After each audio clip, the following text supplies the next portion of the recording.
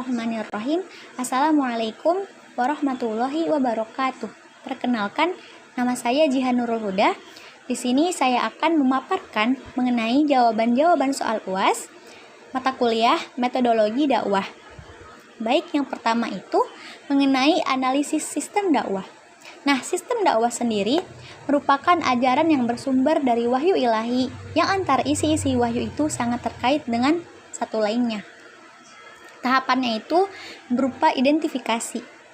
Perubahan zaman seringkali ditanggapi sebagai salah satu ajang percobaan bagi remaja, di mana mereka mengekspresikan segala perilakunya untuk mencapai kepuasan hidupnya.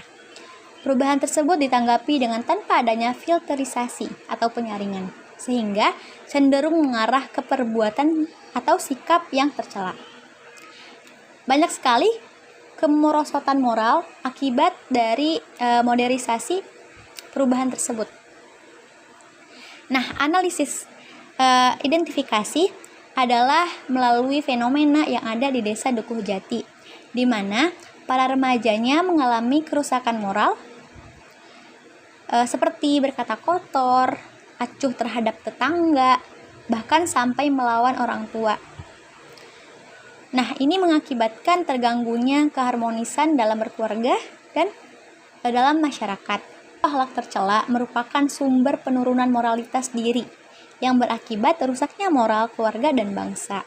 Remaja di desa Dukuh Jati juga pernah kami bentrok antar tetangga yang terjadi pada tahun 2006 sehingga mengakibatkan kerusakan beberapa rumah yang cukup serius. Ini menjadi masalah dan ada tahap pemetaan dan desain. Di desa Dukuh Jati masih banyak akhlak remaja yang kurang baik. Masih suka berkata kotor seperti tadi ya. Dan hal-hal yang berkaitan dengan akhlak yang buruk. Pengamatannya itu dilakukan melalui proses observasi, yaitu mendatangi tempatnya langsung, kemudian melakukan interview atau wawancara, dan pengisian angket oleh orang. Masuk ke tahap berikutnya, yaitu tahap perencanaan. Nah, rencananya pada permasalahan terkait dengan remaja tersebut yang minim akhlak baik atau berperilaku buruk, rencananya akan didakwahi dengan metode mau'izah hasanah. Dikatakan metode mau'izah hasanah ini tepat karena tafsir memiliki pengertian bahwa mau'izah hasanah itu adalah pelajaran dan nasihat yang baik. Hal ini memunculkan motivasi atau dorongan kepada remaja-remaja yang sudah terbiasa berkata kasar. Dengan nasihat yang baik, insya Allah akan mereka terima dengan baik pula. Mau'izah hasanah juga merupakan ucapan lembut dengan penuh kasih sayang. Mau'izah hasanah memuat nasihat, bimbingan, dan arahan untuk kemaslahatan. Dan tutur katanya pun lebih mudah untuk diterima oleh orang-orang awam. Nah, rencananya juga dakwah yang akan dilakukan adalah melalui media ceramah langsung dengan materi pembinaan akhlak. Pada tahapan berikutnya yaitu tahap pelaksanaan. Dalam pelaksanaannya, para mubalik dan kiai menggagas untuk diadakan wadah perkumpulan remaja yang lebih positif dan bermanfaat. Responnya pun baik, maka analisis sistem dakwah ini dikatakan efektif. Pada soal kedua yaitu mengenai SWOT dalam dakwah. Nah, SWOT sendiri adalah singkatan dari 4 perkataan bahasa Inggris: strength, kekuatan; weakness, kelemahan; opportunities, peluang; dan threat, tantangan.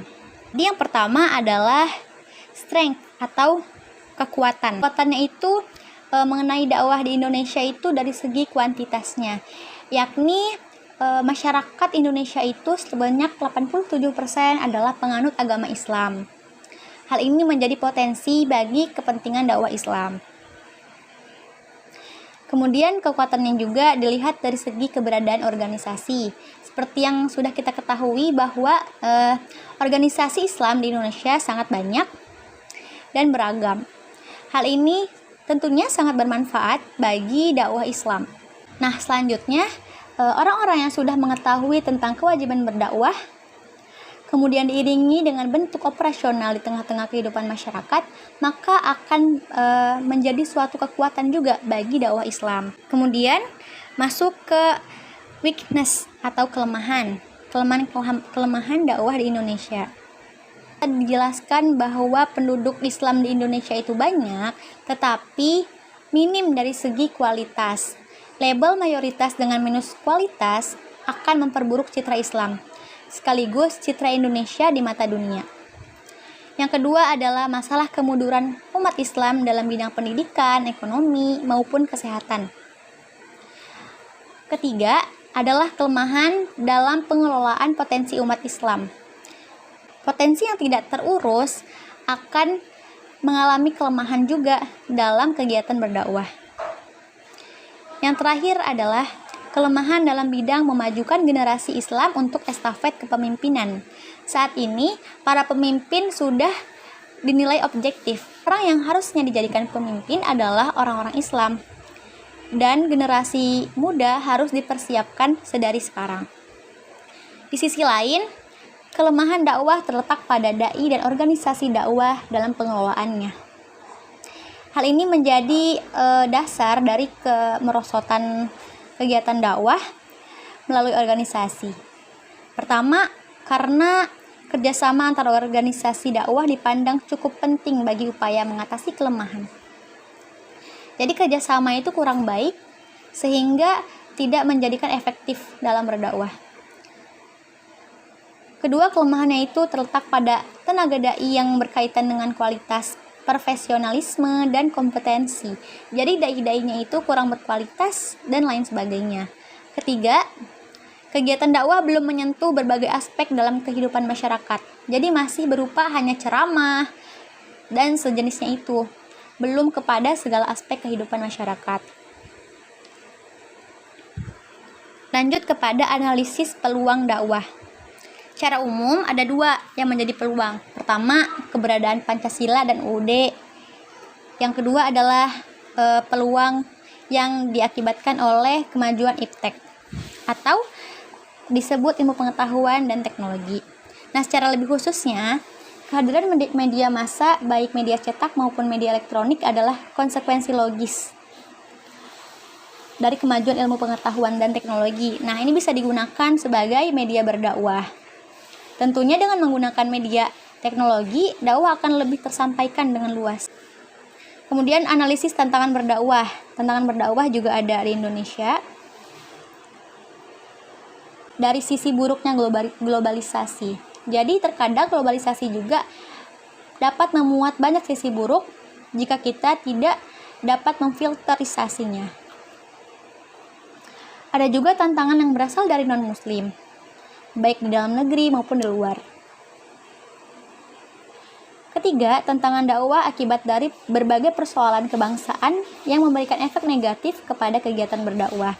Jadi semakin tidak rukun bangsa, semakin tidak efektif juga dakwah yang ada. Nah, mohon maaf untuk reflektif itu tidak ada di slide. Reflektif itu adalah suatu proses verifikasi prinsip-prinsip serta konsep-konsep dasar dakwah yang diperoleh dari refleksi pandangan dunia tauhid sebagai paradigma. Penerapan metode ini diawali dengan memanfaatkan pola penafsiran mad'u dalam disiplin ilmu tafsir. Hasil penafsirannya itu direfleksikan secara kontekstual dalam studi sejarah atau realitas dakwah. Tahapannya ada 4, yaitu perencanaan, pengamatan, observasi, dan juga pelaksanaan. Untuk metode riset dakwah partisipatif juga ternyata mohon maaf tidak ada di slide. Nah, untuk partisipatif ini, dakwah merupakan fenomena aktual yang berinteraksi dengan aneka ragam sistem kemasyarakatan, ilmu, dan teknologi. Setiap masalah dakwah tidak bisa dikaji secara parsial atau terpisah. Hal ini karena masalah dakwah bersifat multidimensi dan selalu bersentuhan dengan aneka realitas. Untuk itu, kajian kedakwahan sangat diperlukan dengan pendekatan empiris. Dalam mengembangkan teori dakwah yang merupakan prasyarat keberhasilan dakwah, maka perlu menggunakan pendekatan empiris tadi. Dengan pendekatan ini diharapkan akan ditemukan teori, sistem, dan metode yang akurat yang memiliki kemampuan untuk dijadikan alat analisa. Perbedaannya pada studi pengembangan masyarakat Islam, yaitu di PMI, masalahnya itu berkaitan dengan teori-teori pembangunan, ekonomi, dan kewirausahaan yang semuanya itu didekati dengan ajaran Islam. PMI juga menguasai sumber daya alam, sumber daya manusia, serta kemampuan mempertemukan keduanya menjadi penting dalam konteks pemberdayaan masyarakat. Jadi lingkupnya itu adalah kepada masyarakat, kepada umum. Sedangkan di bimbingan konseling Islam, kajiannya itu berkaitan dengan teknik terapi terhadap masyarakat atau menghadapi masalah. Nah, di BKI itu metode riset dakwah partisipatifnya itu tidak hanya untuk umum, tapi juga bisa secara pribadi, seperti konseling pribadi, seperti itu. Pada BKI itu biasanya ranahnya itu rumah sakit, lembaga kemasyarakatan, panti asuhan, psikolog dalam perusahaan, dan lain-lain. Jadi perbedaannya terletak di ranah terjunnya dakwah tersebut. Yang terakhir adalah makna dakwah wasatiyah, yaitu dakwah wasatiyah itu sama dengan moderasi beragama. Nah, sejatinya moderasi beragama merupakan suatu perilaku, sikap, maupun pemikiran yang mampu menjadi penengah atau wasit dalam upaya menyikapi atau menyelesaikan berbagai persoalan yang berkaitan dengan agama. Ada di dalam Al-Quran, di surah Al-Baqarah ayat 143, dapat disimpulkan bahwa maknanya dari Al-Quran itu moderasi beragama memiliki makna yaitu umat pilihan, yakni yang terletak di surat ini Al-Baqarah 143. Juga dapat dikatakan keseimbangan dan fenomena alam, ada di Quran surah Al-Mulk ayat 3. Moderasi beragama atau dakwah wasatiyah itu bermakna adil di surat An-Nisa ayat 58, dan dakwah wasatiyah bermakna seimbang, pola hidup yang seimbang pada Al-Qasas ayat 77. Secara pengertian hadisnya, Ibnu Abbas berkata, Rasulullah Shallallahu Alaihi Wasallam bersabda, "Wahai manusia, hindarilah sikap berlebihan atau melampaui batas, sebab umat-umat terdahulu binasa karena sikap melampaui batas dalam beragama." Nah, maksudnya bahwa makna dakwah wasatiyah di sini adalah perilaku menyampaikan pesan yang terkait dengan ajaran Islam, agar dalam pemahaman dan amalan ibadah seseorang tidak ekstrim atau harus seimbang. Maknanya luas, mencakup keadilan, posisi tengah, dan lain-lain sebagainya. Menurut ulama kontemporer, dakwah wasatiyah adalah dakwah yang bertujuan untuk memberikan keseimbangan di antara dua jalan atau dua arah yang saling bertentangan. Hal ini diungkapkan oleh Al-Qardawi, di mana beliau merupakan bapak moderasi Islam modern karena merupakan ulama pertama di zaman modern yang memperkenalkan ajaran ini. Beliau mempunyai buku yang berjudul Fiqh Al-Wasatiyah wa Tajdid Ma'alim wa Manarot.